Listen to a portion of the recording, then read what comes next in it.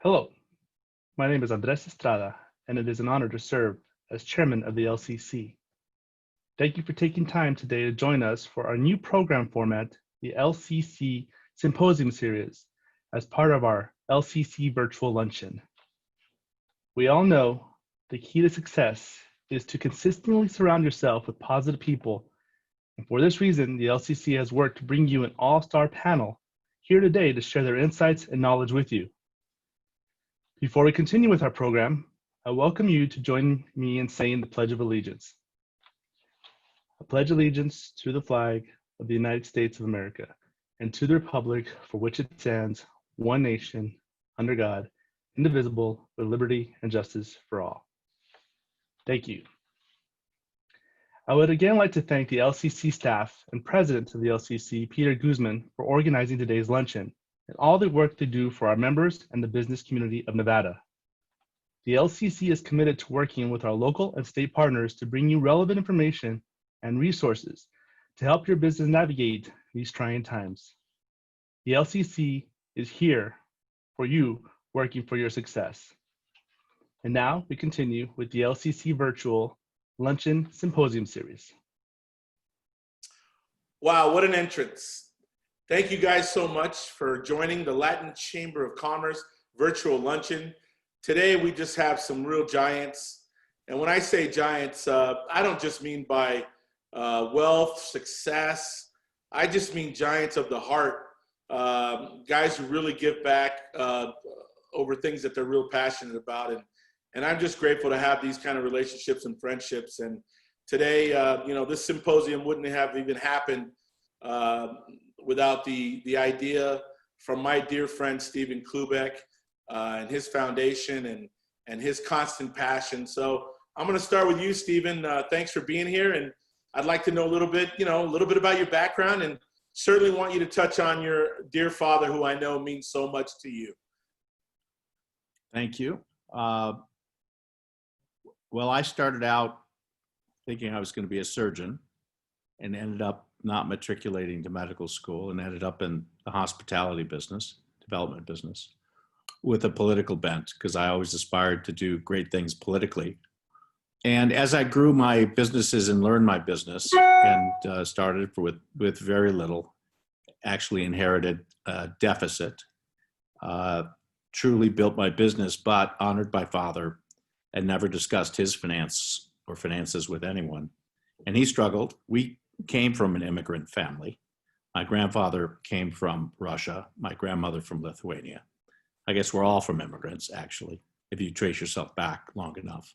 So it's been our family philosophy that we grow on the shoulders of our last generation. And as my grandparents came with nothing, my father struggled, did well, and took a little spill, but taught me a lot. And most importantly, taught me about philanthropy, family, honor, charity. And I developed my skills in hospitality and my craft in hospitality design, development, and operating a business, learning from others. And I never went to business school. I went to school to be a surgeon, as I said, and learned business in the street from a lot of good friends. I learned a little bit of law, a little bit of business, a little bit of accounting, a little bit about philanthropy, politics, and really, tried to develop myself in the world to become better and add value. And everyone has the ability to create their own dream. And it's my belief that if somebody has passion, I never had a job. I did what I loved. So it was never a job, but it was a 24/7 experience, 365. And it never stops. There's no sleep. That sleep's for the dead. That's the old joke. And it's been a great experience, and it continues on now. Yeah, you certainly haven't slowed down. I know that from Right. your 10 p.m., 11 p.m. phone calls. I know you haven't slowed down. Well, some people get the 5:15 a.m. phone call. Right, Jim? Because we're on opposite coasts. I've had it every morning. Yeah. I think you said something, Stephen, that's really powerful, though, before I move on to Jim for a second, but you said something powerful. We all, everyone, has the ability to make the place a little bit better, regardless of your success or wealth. I mean, it's simple things that everyday people can do to make the world a better place, correct? Yeah, Peter, look, one of my beliefs, core beliefs, is the meaning of yes, hospitality is in every business. We are all in the hospitality business. It goes to treating your fellow man kindly and try to help as many as you can each and every day. I mean, we all have the ability to help one another, and it feels good to do that. And it's not just about monetary giving or philanthropy. It's about giving of yourself, your soul and your heart and your brain, and making somebody's life a little bit better. Yeah. And I really gathered that from your book, Checking In, which I not only gave to my son, but you were so gracious to send me about 3,000 books that we gave out to young people that are reading them today. So we'll get back to that in a second. I want to jump over to Jim, somebody I'm so honored to call my friend. And I say that because, with a man with as much responsibility as he's had on his shoulders, he was always and is always accessible to me, but more importantly to the Latin Chamber of Commerce. When I say there are people who really sincerely care about certain communities and the community at large, they're not just checking a box. That's Jim Murren. And regarding diversity, man, you not only spoke about it, you were about it. You were about it. And that's why that company led the pack in diversity. So I'm always curious, why are you doing what you're doing right now for Nevada? I mean, you just come out of retirement. You took no time off to enjoy anything, and you just jump right into the Nevada Task Force, which is saving lives. I'm telling you, I'm on the task force. I get the calls every day, and I'm just curious, why are you doing what you do? Besides giving us any of your background that you want to give us. Well, my father, Peter, was in the seminary for 3 years. I don't think you and I have talked about that, but and luckily for me and my siblings, he bailed because I wouldn't be here. But I grew up in a very devout Jesuit family background, and we were taught very early to be servants to the community. And over time, I had hoped that I could become a servant leader to the community, and that is a lesson that I was taught early, but was reinforced over many years, both back east where I'm from, but when I was hired by Mr. Krikorian 22 years ago, and when I was honored enough to work with Andre Berry, Brigadier General Berry. He talked to us about the concept of servant leadership. I was going to leave MGM anyway this year, and MGM was very, very kind to me. That allowed me to leave a few months early when the governor asked me to stand up this task force. And I felt it was a calling, something I needed to do, something I wanted to do, and something that could provide a resource to the state. So I'm doing it because I love it. I'm doing it because I want to do it. And I'm doing it because I feel obligated. For those who have, they must give and they must serve. And I've developed a lot of friendships in the state. You mentioned diversity. Recall that in MGM that I ran, the majority of its employees are minorities. 63% of the men and women of that company come from a diverse background. If I were not engaged in this very important topic that we're going to discuss today, I'd be failing the very people I serve, the men and women of that company, the owners of the company. And the point, and I'd be failing the legacy of Kirk Krikorian. He taught me early on that no company can be sustainable unless the communities in which it operates are sustainable. The futures of communities and company, they're inextricably linked together. And without strength in one, you have weakness in the other. And so I viewed it as a corporate responsibility as well as a community imperative and responsibility to do what I can in the community. That's excellent, Jim. And that, knowing you the way I do, you just spoke real and raw right there, and I appreciate that. Ira, wow, I met Ira through also Stephen Cloobeck. I remember the day Stephen called me. He says, "You want immigration? You really want immigration? You need to call this guy. I'm about to give you a number right away." And I did. And wow, I went to UNLV and spoke to their immigration department over there. And when I brought up Ira's name, exactly that happened. You know, they knew exactly who he was. You got to read his book. Ira, what I'm really curious about, and we spoke earlier, and we got in depth in immigration earlier, just so Jim and Stephen, you know. But I'm curious, why did you pick immigration out of all law? You know, in Nevada, we have quite a few personal injury lawyers. I'm just wondering, why did you pick immigration, my friend?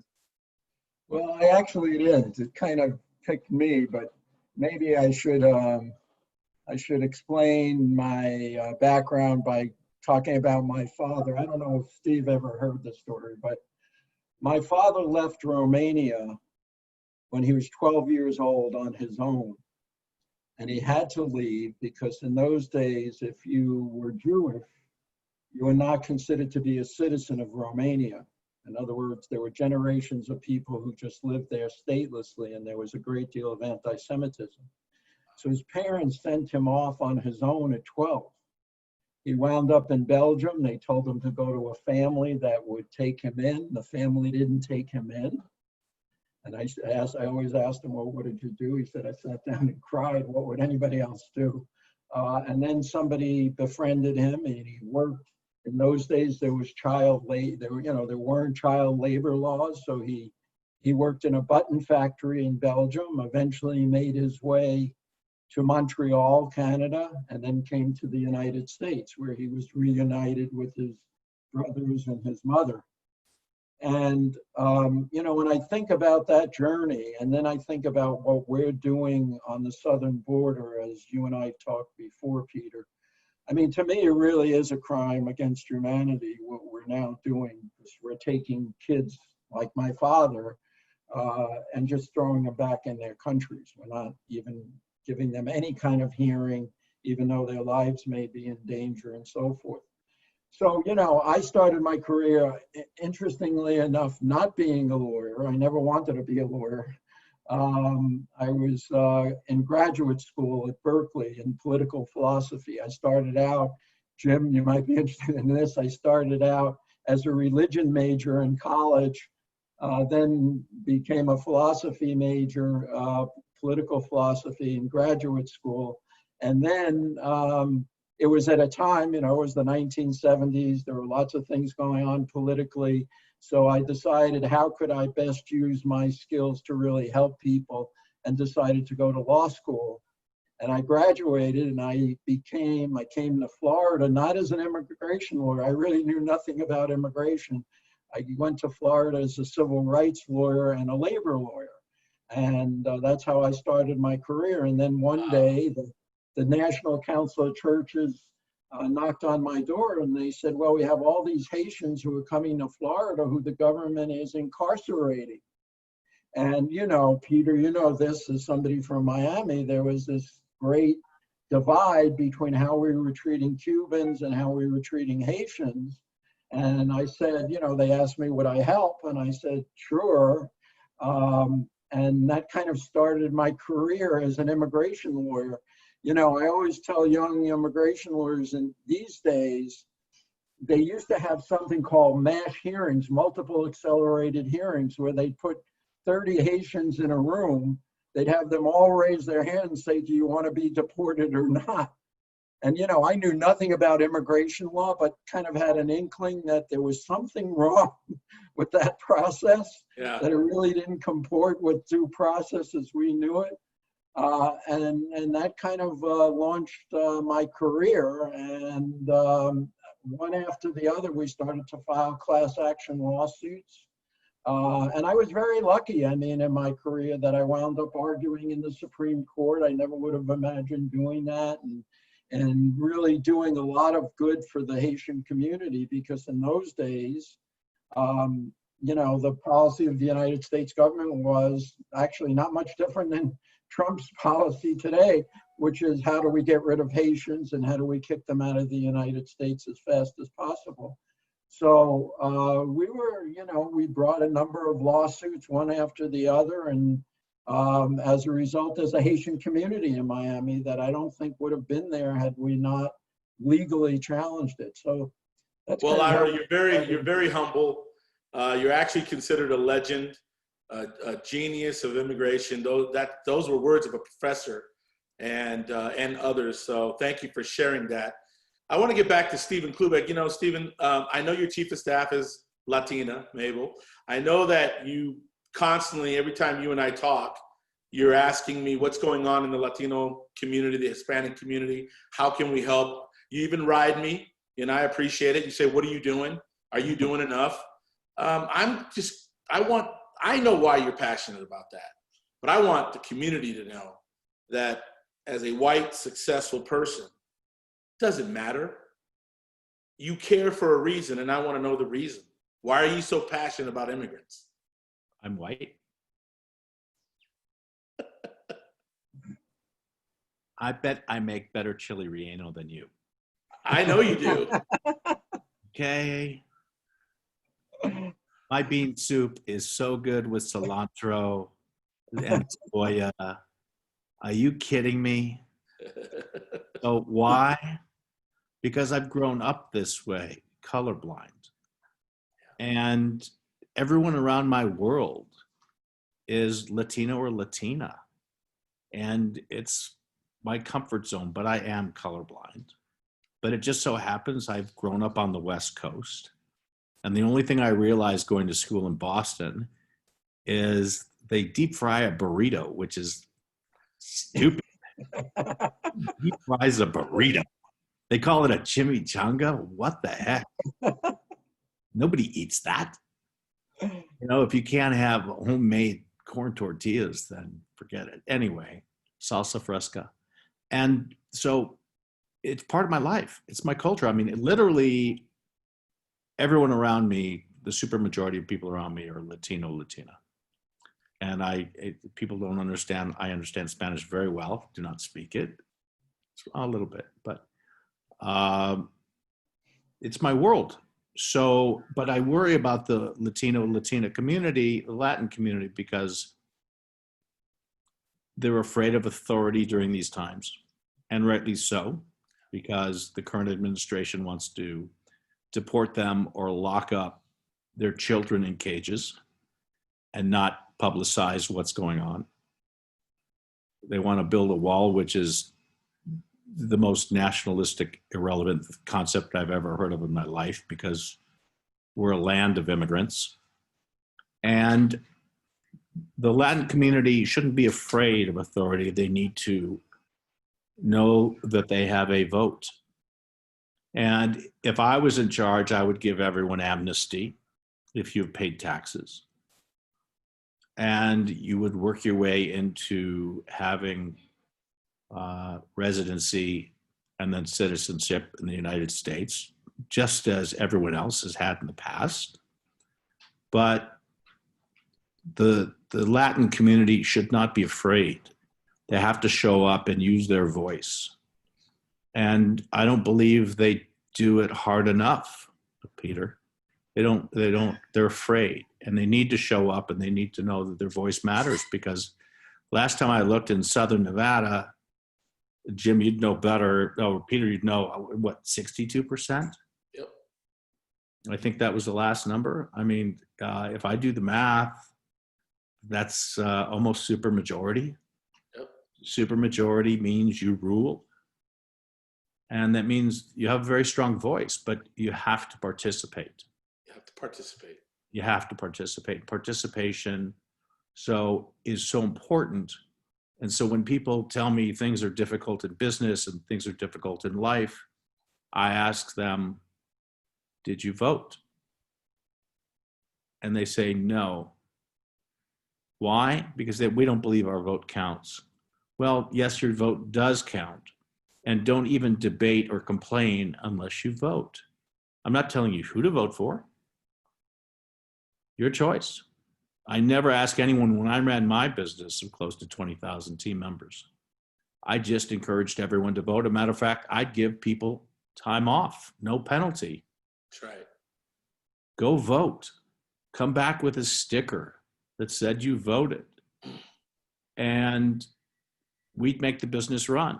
But we never encouraged anyone how to vote. But the concept of voting is so very much important. You need to be part of the debate. And I think that it's lacking in the Latin community. Yeah, we need to do better. You're right. We need to do so much better.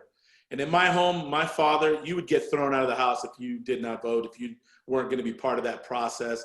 He would take us to the voting booth with him since I was 5, 6 years old. I did the same thing with my kids. But you're right. There's no question. We need to do better. And we will. I believe we will. I believe the seriousness has hit us right in the face. And you talk statistics. I'll go to you, Jim. You know, over the last 5 years, guys, of all businesses that opened up, new businesses in Las Vegas, over 57% were Latino-owned businesses. They're entrepreneurs. So, Jim, to you, I would say for our entrepreneurs that are going to be watching and listening, to give some hope, you know, as a high-level executive, you went through 9/11, 2008 recession, 1 October, COVID. Explain to them the amount of pressure. I mean, that amount of pressure is unimaginable. How'd you do it? What do you recommend? Well, one thing that Mr. Krikoyan also taught me is buy time. It's incredibly important in the middle of a crisis to give yourself an opportunity to get out on the other side. And one way of doing that is just buying time.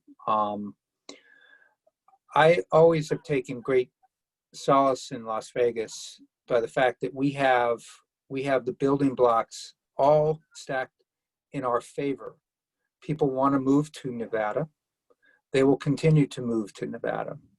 We have a small but very integrated government. We have issues that can be solved fairly quickly. The issues that some states face seem just too large to overcome, but not in Nevada. I knew even after 9/11 and certainly during the financial crisis and after the unspeakable act of evil that our community had to contend with 1 October, that we would come out stronger on the other side because we have the building blocks in place. So what I would say to the folks listening is, here are the facts. Nevada is a state that people want to live in.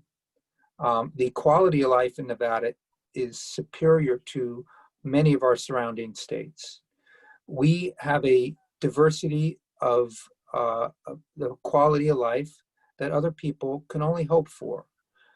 We are becoming much more mobile as a community, meaning we want to get out, we want to go to small and medium-sized businesses, we want to have unique experiences, we want to have the ability to live life in a robust tapestry. And because of our tax structure, because of our geography, because of our people, we are going to recover from this. And so I would say, as I think through this, and I think through the darkest hours that we've had as a community, remember where we were. Remember how often people counted us out. Remember how many people said that people wouldn't come back to Las Vegas after 9/11. Remember how many people said that Las Vegas, what a bunch of fools. How could they build what they were building during the Great Recession? How did they not see the financial crisis coming? Think about how many people wrote us off as a community. And of course, who could have said that we would have recovered and healed as a community after that evil act. We knew we would because we live in the state, we live in our community, but outsiders looking in couldn't really grasp that. And that is my message to you and the folks on this meeting call, is that we work together. We need to be together.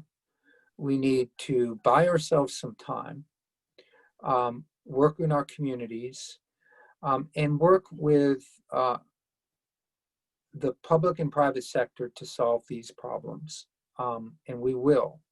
But I think Steve, my friend Steve, said it so perfectly, is we are at a moment in time that we're going to look back on. Your children will remember decades from now. What did we do during this crisis? How did we act when we have acts of evil, unspeakable acts of evil buffeting our community throughout the United States and in Nevada? Did we speak up? Did we speak out? Did we vote? Do Black lives matter? Do all lives in the Latino community matter? What are we going to do? How are people like Stephen and I, how can we help do what's right for our community? This is the time. And there's a special place, as we know, in hell for those who see these acts of injustice, of hatred, of fear-mongering, and do nothing. This is not the time to do nothing. This is the time to act together, and together we'll get through this. Yeah, and those are great words. And Peter, let me just add something to that. of course. Because I'd like the entire Latino community to understand something, that when I said I started with less than zero, it was severe.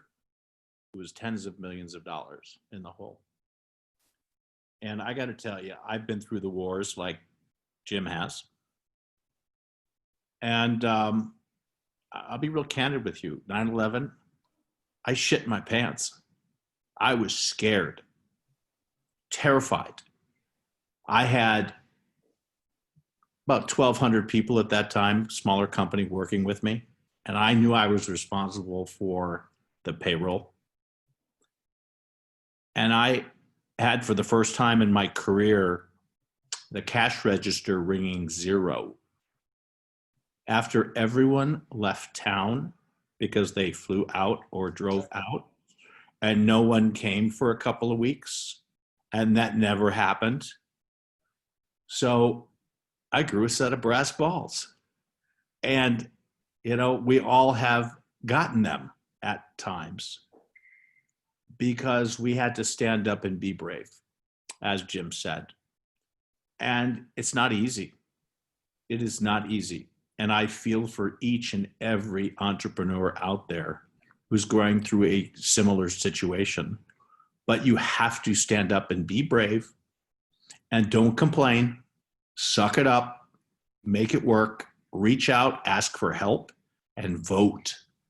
Yeah, no, and I'll tell you, what I heard you and Jim talk about is why I'm proud. I mean, I'm just proud to be who I am and helping. And when they come to the Latin Chamber, I always tell my staff, you ask one question: how can we help you? I don't care if they're black, white, straight, gay, how can we help you? But I am proud of our Latin community because the fundamentals are solid. They understand how to pivot because they've been pivoting their whole life. And pivoting, knowing how to pivot, is a fundamental business sense that you must have. Hard work, it's a business sense that they have. And in actuality, a lot of Latino businesses are doing well right now, even through this.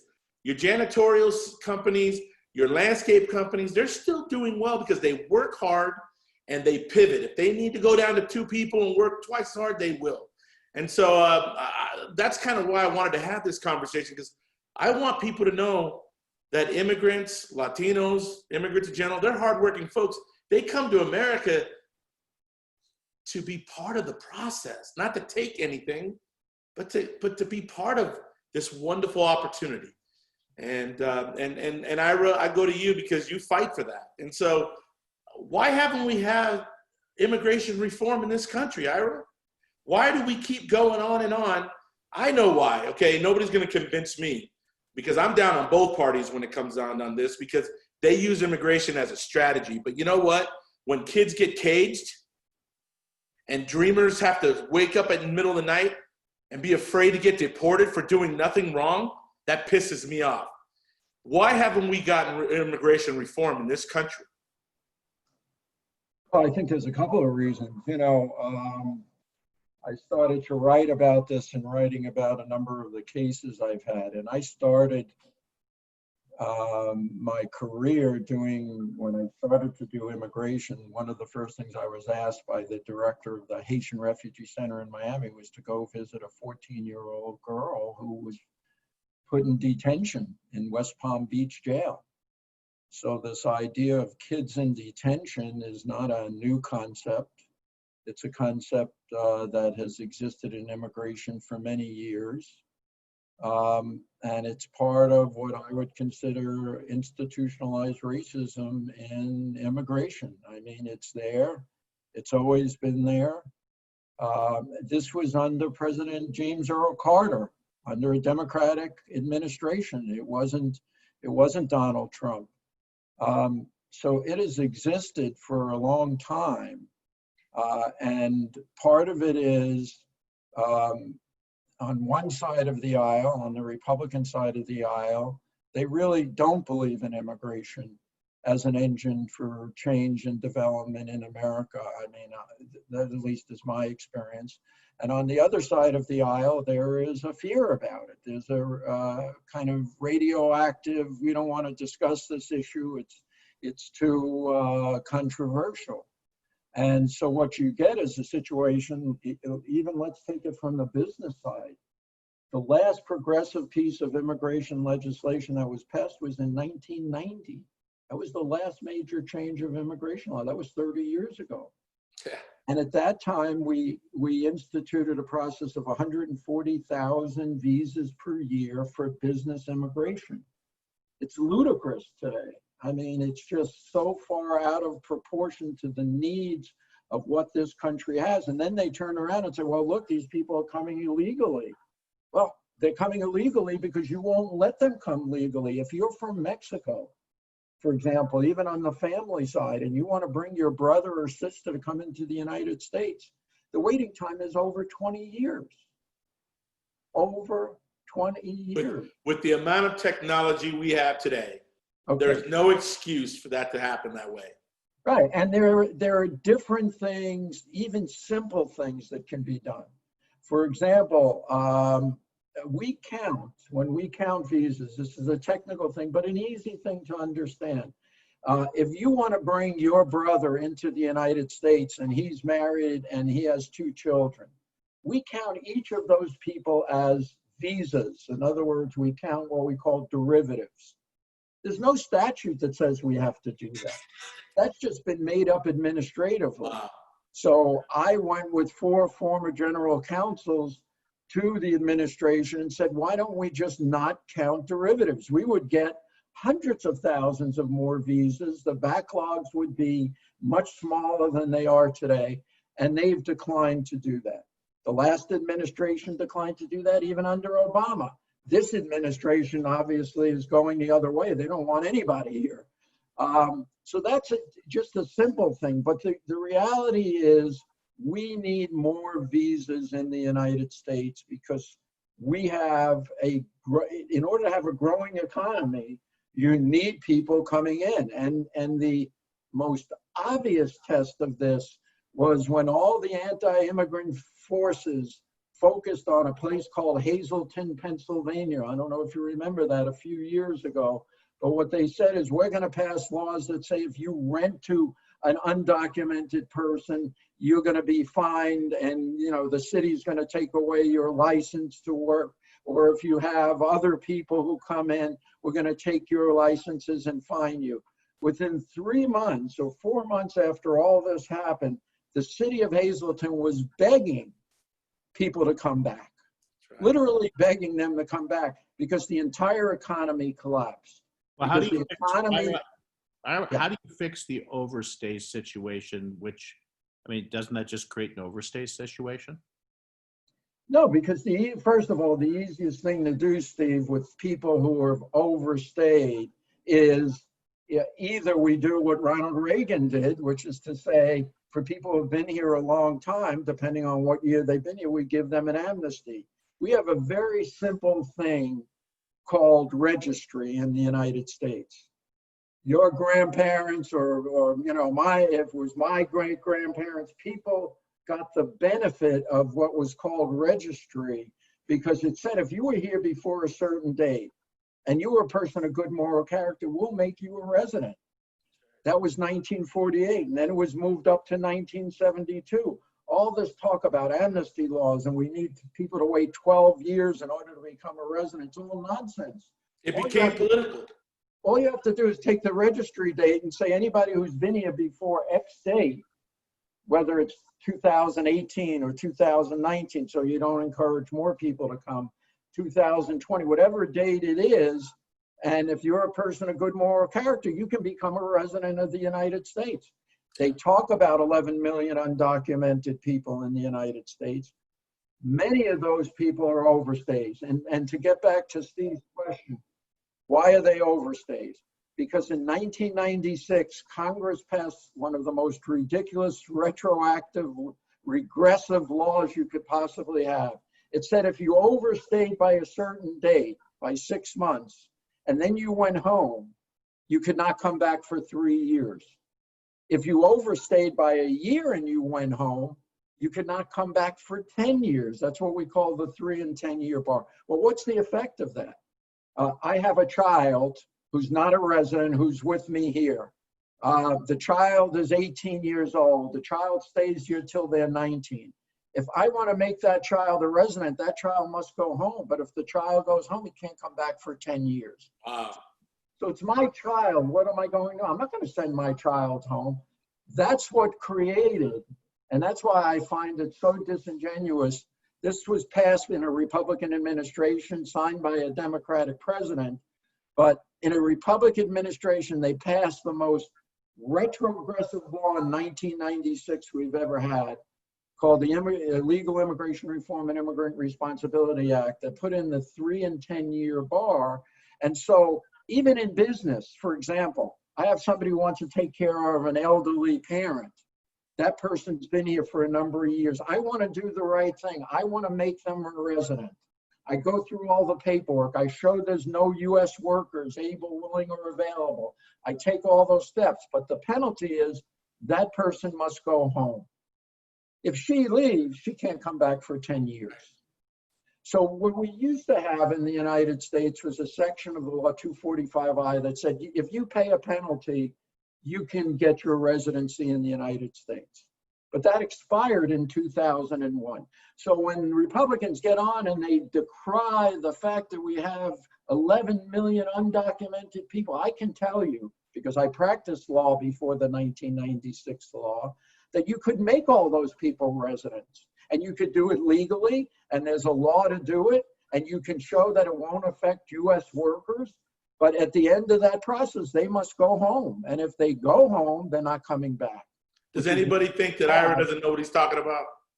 Yeah. I mean, this guy really knows what he's talking about. No, Ira, but you still can buy residency with an EB-5. Not if you've been here illegally for a year. If you go home, you still can't come back for 10 years. Come back. Yes. The one category, Peter and I were talking about this, I don't think people realize that in June of this year, the president shut down all immigration from outside of the United States. The only people who can now come in, and I mean business people and family people, not just families, as he makes it seem, everybody is shut out except for 3 categories. If you're married to an American citizen, if you have a child who's an American citizen, not even a parent, So if you wanted to bring your parent into the United States and you're an American citizen, you're banned now. You cannot bring them in. The only other category they left open was EB-5, which is the investor category. But other than those three categories, everybody else is banned. If I'm a resident and my child's waiting, you know how they always say, well, you should get in line.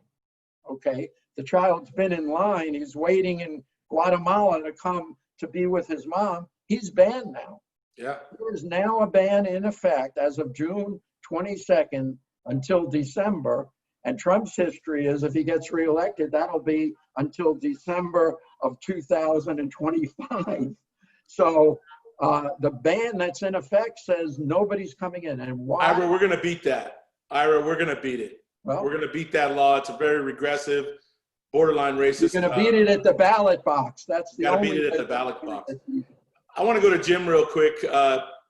Jim, you know, again, we know the success, but I want to stick with humanity and philanthropy with you because, you know, something that happened with me that was very personal was my dear friend Stephen, after the Democratic debate, invited me over to spend some time with him and you and a few others. And Julian Serrano was there, basically cooking for us. It was a spectacular moment for me. It was like incredible. The food was amazing.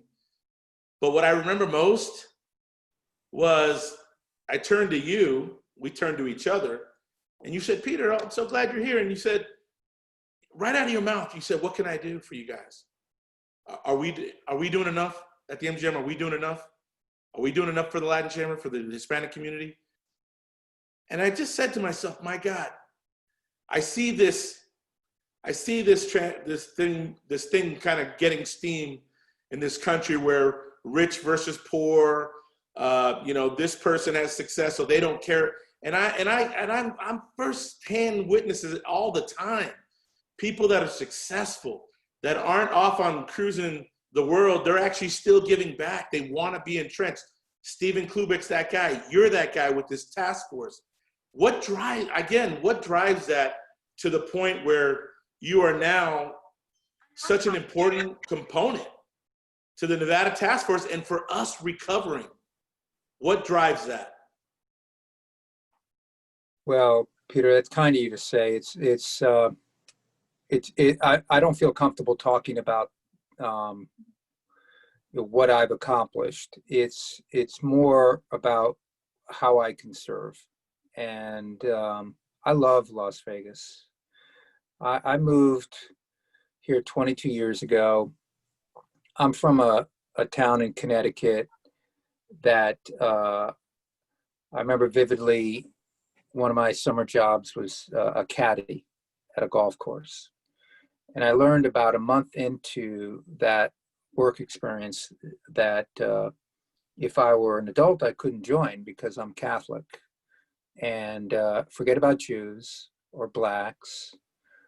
If you are not a white Anglo-Saxon Protestant, you were not a member of that golf course. And I didn't understand that at the time, but I sure learned it. And when I moved from Connecticut to New York and spent a long time on Wall Street, I saw the good old boy network of Wall Street. And I saw what my wife had to deal with as a woman on Wall Street, and the discrimination and the gender inequity and the unfairness. And one of the reasons why we moved to Las Vegas is I told Heather that, you know, honey, we're going to Las Vegas. And what did I find? Another good old boy network of nepotism and of unfair labor practices. And so I really have felt for the last 22 years, I have an obligation to a community that I love. I hate golf, and I love Las Vegas, and I love living in our community. And so this is a moment in time. It's a moment in time.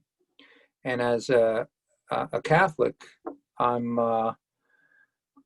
obligated to by my faith to serve, and I am honored to do so.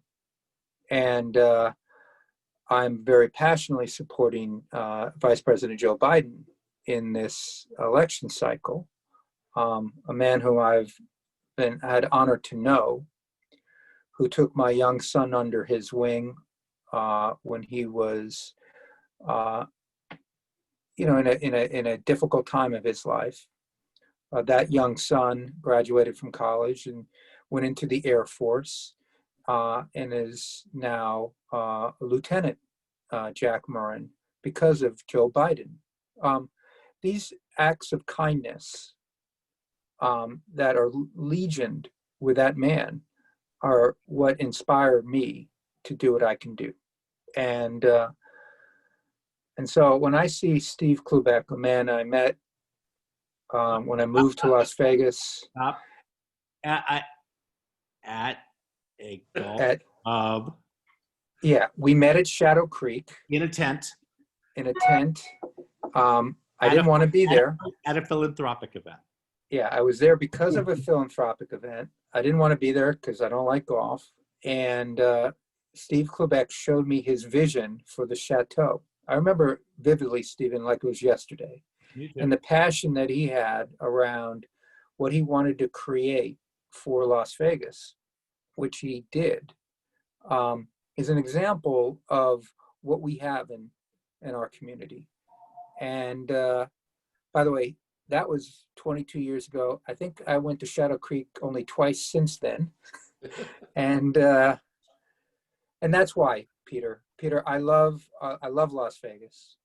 I raised my family in Las Vegas. I would love to do what I can do. And I find myself thrust in a moment in time, feeling my biggest feeling, Peter, to be honest, is I'm not doing enough. Yeah, I sense that from you. I don't think I'm doing enough. And I'm just trying to do more. And Jim, we're all better off because of having that kind of passion in our community. I know, Stephen, you wanted to say something? Peter, so I'm glad Jim brought that up because I was going to bring up the same story because it was so memorable. I can remember exactly, I was walking around with my renderings of the project at the time because I was so proud of this new 35-story project I was going to build. And still a young man. And Jim and I were not cut out of the good old boy network. Matter of fact, I think we still today shake it up in a good way for the community because we don't read our press clippings. We care about what we can do today and tomorrow. And we still have that passion and we'll never give it up because we don't care what we've done 2 years ago or 5 years ago. We want to know what we can do today and tomorrow. And we are passionate for our community and we'll never leave it. It's our home.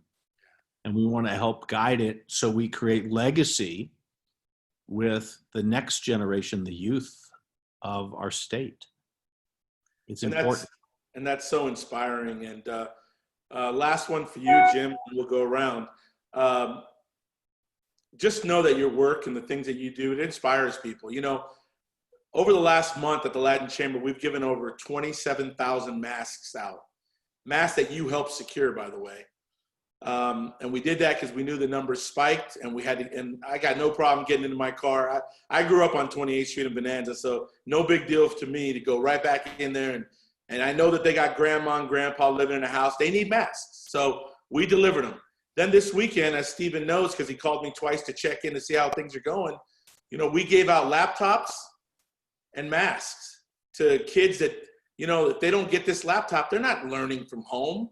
They barely have Wi-Fi. We went to Cox and we got a $9 a month all-in Wi-Fi because a lot of homes, you know, don't have it. And people are like, still like, what? Yeah, this is 2020 and some kids don't have a laptop, you know, imagine that.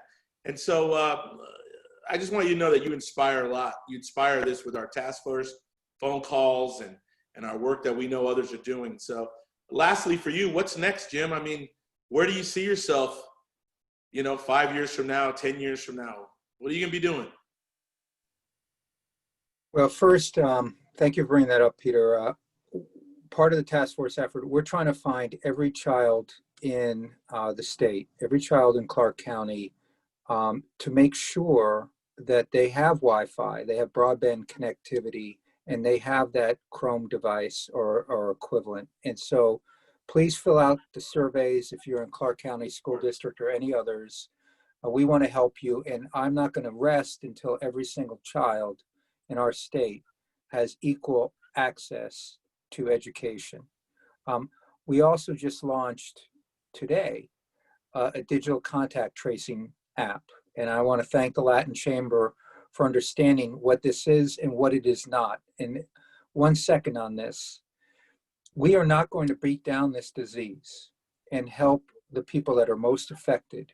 Many of those people are in your communities that are impacted by COVID. Why is that happening?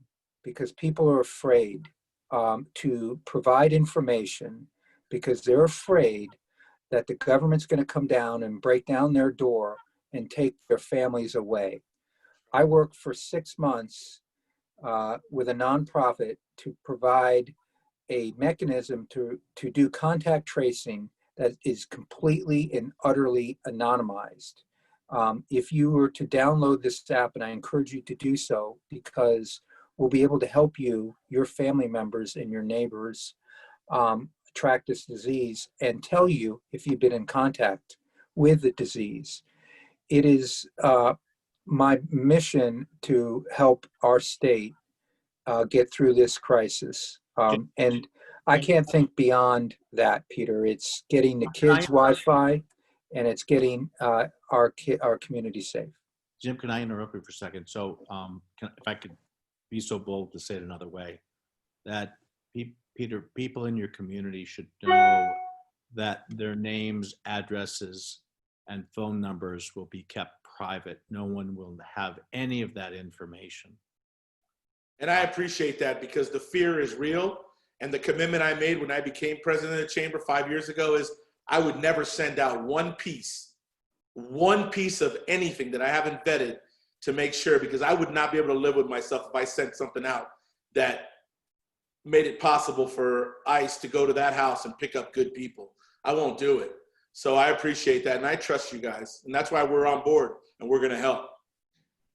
So Jim, thank you.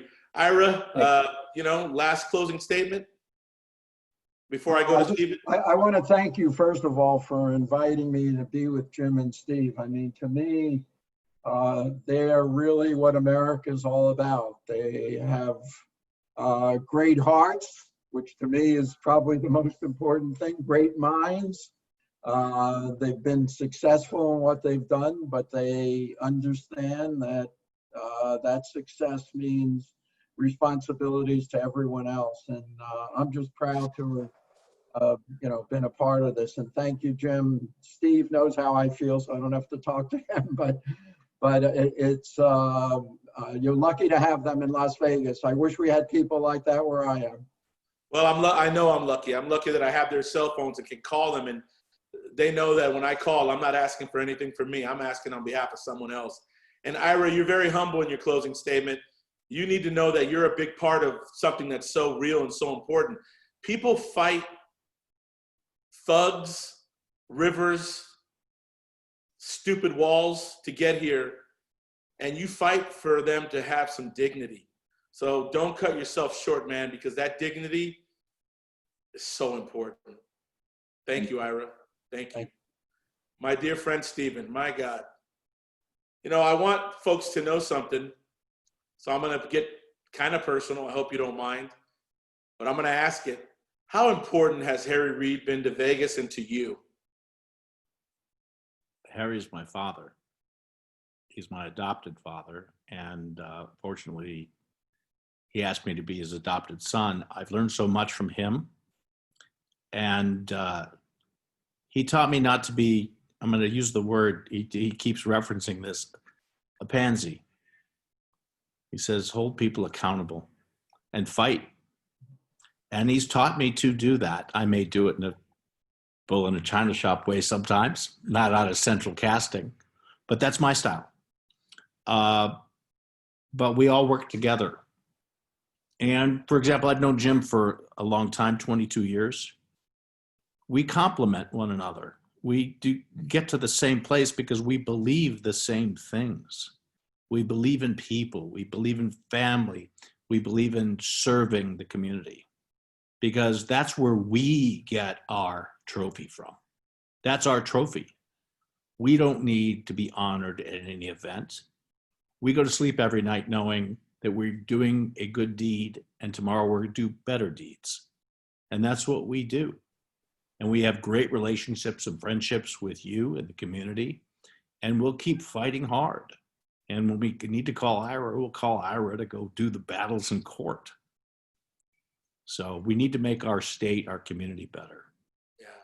Well, Stephen, I want to say you honored me with your book, and you wrote in your book.